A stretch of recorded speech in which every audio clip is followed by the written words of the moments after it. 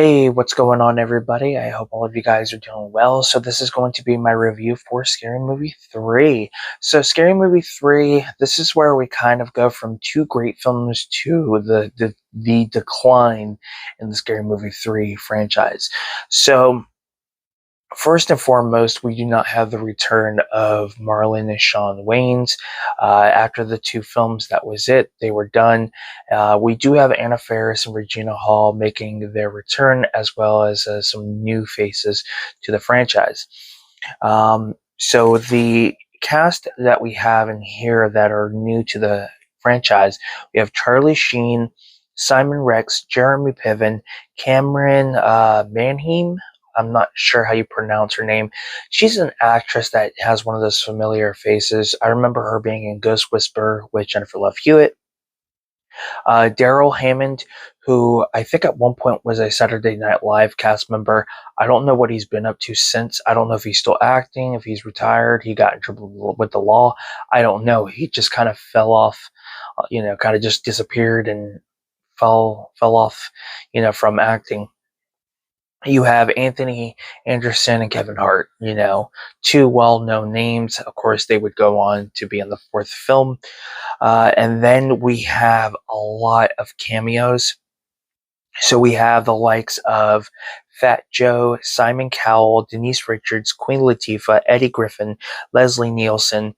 Leslie Nielsen has more scenes in this film. Now, this will be a mixture of those who have cameos and those who have just like a brief moment in the film, like maybe a few scenes.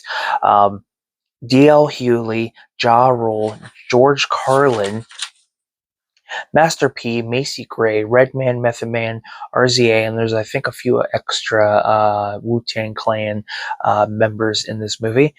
Pamela Anderson, Jenna McCarthy, who, of course, make their small little appearance at the beginning of the film.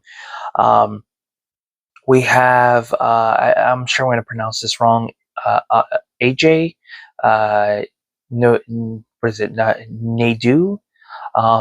He's an actor who has a familiar face. I can't point what movies he's been in or television he's been in, but I know he's one of those actors who tends to play, just these small little characters that kind of show up here and there. I can't put two and two together what he's been in, but the face is familiar.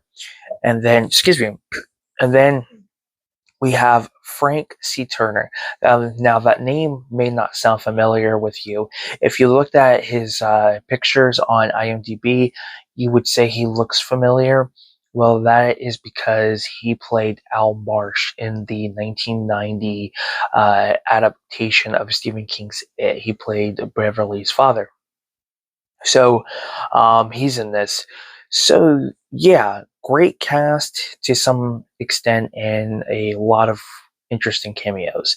Now the films that this movie spoofs are The Ring, Signs, 8 Mile, The Matrix, and The Matrix Reloaded.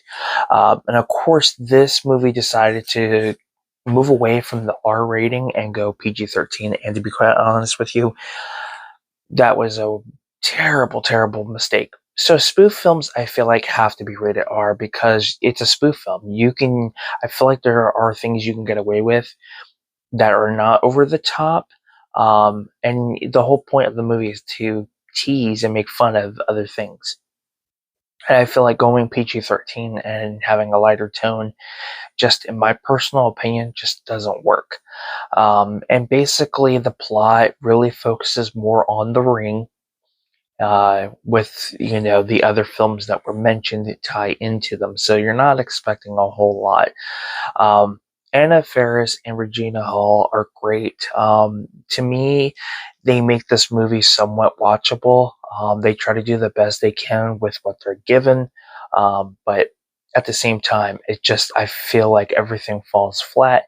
Of course, this is the film that we start to see Anna Faris, kind of change her look from, she decides to go blonde, and that's kind of the look we get with her throughout her career.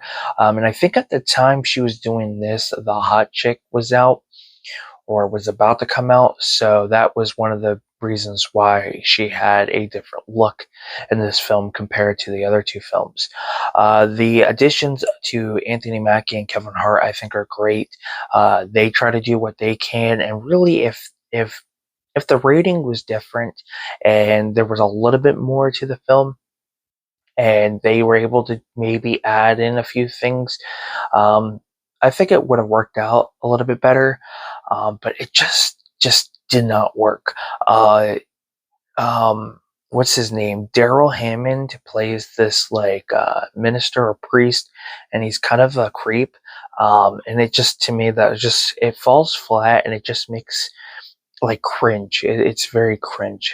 Um, and Simon Rex is an actor who's been in other things. He plays the love interest, Janet Ferris's character. His character's okay. He's goofy, over the top. Charlie Sheen plays the father, and he, you know, he's, kind of the Mel Gibson character when it comes to the film Signs. So it's like taking sides in the ring and having them collaborate together. That's pretty much the movie. And Charlie Sheen's okay. Um, I don't really care too much for Charlie Sheen at this time. But yeah, I wish I could see more in this film. I just feel a lot of the writing and jokes fall flat. I feel like a lot of the actors try to do the best they could, but just it didn't execute like it should have. I hate the fact that, excuse me, I hate the fact that Sean and Marlon did not return. There has been interviews on why they didn't return. Um, so check those out if you haven't seen them yet. Check them out. I highly recommend. Um, and other than that, I mean, Regina Hall is fantastic. I think she does great with a lot of the stuff she does, especially if it's over the top. And then the new additions, again, they try to do what they can. Kevin Hart and Anthony Anderson tries to do what he can, but just with having the absence of two big stars that really made the first two films what they are. Not, and I don't even think Keenan Ivory Wayans wrote the script. Completely new writer, completely new director. They went to a PG-13, to a lighter tone. It was awful. Now, I saw this movie in theaters, and at that time I thought it was great, but looking back now and revisiting the film, I don't care for it. I really don't. It may have a few things going for itself that I feel are good, but everything else is just awful. Like the actor who plays the love interest to Anna Faris, who's kind of like the Joaquin Phoenix from Signs. That's kind of what this character is. They make fun of kind of spoof 8 Mile, and just that whole entire scene is cringe. I cannot stand it. Um, and that's kind of where like Fat Joe and Wu Tang and all of them come into play. But yeah, I've seen cringier films. So this one is not as bad, but it's still cringe. But nonetheless, that is my thoughts and review on Scary Movie 3. If you've seen this movie, let me know what your thoughts are. Would love to hear your opinion. And if you haven't seen it and you're curious on checking it out, give it a watch at least once. I feel like every movie out there should at least get a first time viewing before anybody kind of makes their opinion. Even if you know it's going to be bad, just give it a shot. At least you can say you've seen it and give your opinion on it. But with that being said, thank you guys so much for tuning in. Don't forget to give this video a like, subscribe to the channel. Before I leave, I just want to mention a really big thank you to all of you guys who've been taking the time and viewing my movie reviews. They've been doing really, really well. I've been trying to focus more on older films compared to the new stuff that's coming out, unless it's a film that I really, really enjoyed and wanted to get my opinion out there. But nonetheless, I want to just say thank you guys. So, till then, I'm Film Talk with Mike, and until next time, guys, we'll talk films. Take care, and I'll see you guys in another video. Peace.